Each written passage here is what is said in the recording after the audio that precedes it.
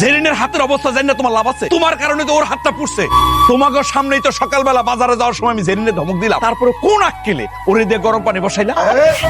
নতুন বউ পাইছে বাড়িতে, এখানে সব লিস্ট করা আছে, তাড়াতাড়ি বাজারে গিয়ে সদাইগুলা করে নিস। মাত্র একদিন হইলো বিয়ে হয়েছে, এর মধ্যে তোমার কামলা দেওয়া শুরু হয়ে গেল। তোমার কি একটু বিশ্রাম নাই? তুমি মনে হয় একটু ভুল বুঝতেছো বোন, এই সংসারটা কিন্তু আমগো সবারই, একার একার না। এই সংসারে আমরা কেউ কামলা না, কেউ মালিকও না। তুমি নতুন আইছো না, আস্তে আস্তে সব বুঝে যাবে। তা আপনি এখানে কেন?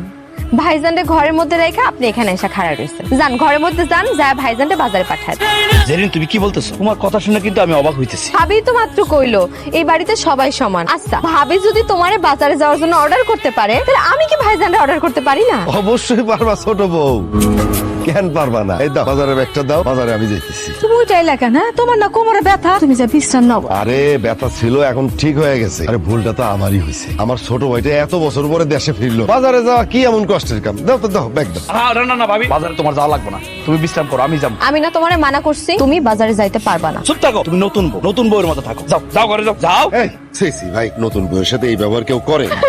জেরিন আরে ঘরে বসে কান্তাছো কে? আমি বুঝলাম, এই যে আমি বাজারে গেছি, কি এমন ক্ষতি হয়ে গেছে গো? ভালো করছো বাজারে গেছো, আমি ভুল করছিলাম, তোমারে বাজারে যেতে মানা করছিলাম। আরে যেটা হওয়ার হয়েছে, এখন বাজার নিয়ে এসি ওই যে উঠানে রাখছি, যাও গিয়ে দেখো, আর পারলে ভাবির একটু হেল্প করো, যাও। আমি কোনো কাম করতে পারবো না, আমার হাতে সমস্যা। কি গো তোমার হাতে কি হয়েছে? তুমি বাড়ি থেকে বাইর হওয়ার পরে ভাইজান আর ভাবি মিলে আমারে কতগুলা বাজে কথা কইছে, তুমি জানো না?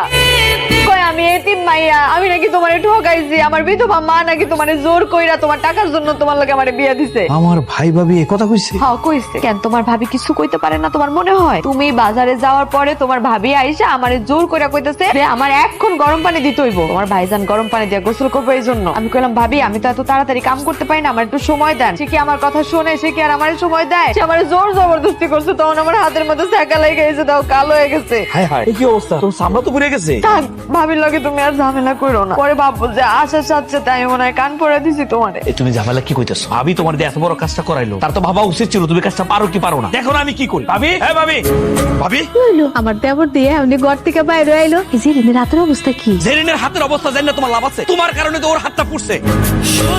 কি কইলা তুমি? এইটা কোন নাকি তুমি ঘর থেকে বাইরে আইছো? তোমরা দেখো নাই? তোমাকে সামনেই তো সকালবেলা বাজারে যাওয়ার সময় আমি জেরিনে ধমক দিলাম, তারপরে কোন আক্কেলে ওরে দিয়ে গরম পানি বসাইলা?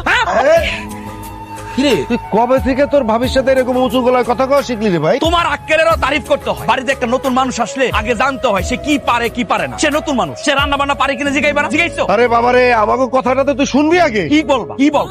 তাই তুমি অনেকক্ষণ ধরে অনেক কথা কইতেছো। যেদিন যে তুমি একবার রান্না করে আসতে কই নাই, তোমার বউ তো নিজের থেকে এসে কইলো যে ভাবি তোমার কোনো সাহায্য লাগবে কিনা, আমি তো হাত বাটাই। আমি কইলাম না রে বাবা, তুমি তো রান্না করতে পারো না, আস্তে আস্তে শিখে যাবা। তারপরে তারপরও কি?